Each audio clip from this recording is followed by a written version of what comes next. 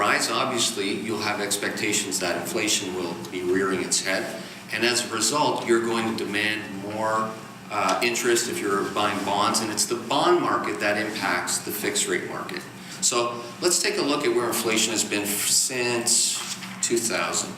So this is a really ugly graph. And it's pretty hard to read, but what I want you to look at mostly is not so much where the numbers have been. You can see they've trended very closely together, or, well, at least the total one will vary a little bit more widely than the other core measures. I'm not too concerned about what types of jobs come to Guelph. Generally, we attract good paying jobs here. Even this guy's working.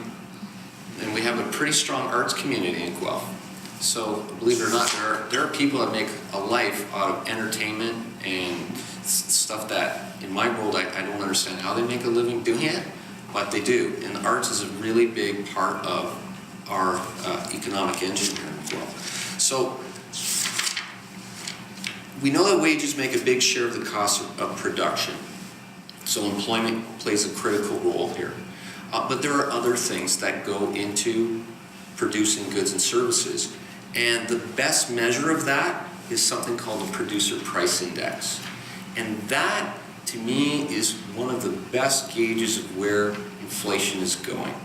Because this thing normally moves 6 to 12 months before you start seeing inflation trickle down. So when you see prices to producers going up, 6 to 12 months later, they show up in the stuff on the shelves at the grocery store or on the shelves at the sporting goods store.